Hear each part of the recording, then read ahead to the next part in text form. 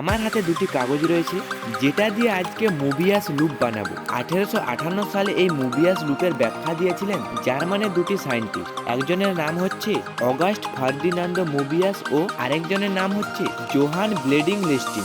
এরা দুজন এই স্ট্রিপের বৈশিষ্ট্যগুলি আবিষ্কার করেছিল। আপনাদেরকে এটি বানানোর জন্য একটি নরমাল কাগজ নিতে হবে, তারপর এই পেপারটিকে একটু ঘুরিয়ে আটকাতে হবে। প্রথমের পেপারটির মতো নয়। আপনারা অবশ্যই ভিডিওটা লাস্ট পর্যন্ত দেখবেন, তবেই এইটা বুঝতে পারবেন। আর আপনাদের যদি ভিডিওটা ভালো লাগে তাহলে ভিডিওতে একটি লাইক করে চ্যানেলটিকে অবশ্যই সাবস্ক্রাইব করবেন। আমাদের এই দুটি কমপ্লিট হয়ে গেছে। আমরা প্রথমে এই নরমালটাকে কেটে দেবো।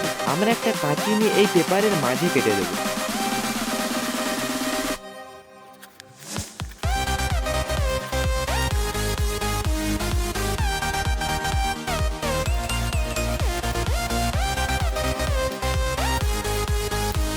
দেখুন, নর্মাল পেপারটি দুই ভাগে ভাগ হয়ে গেছে, কিন্তু আমাদের সেকেন্ড পেপারটি এইভাবে ভাগ হয়ে যাবে না। তার আগে আপনারা কমেন্টে অবশ্যই জানান আগে থেকে এটা কে কে জানতো।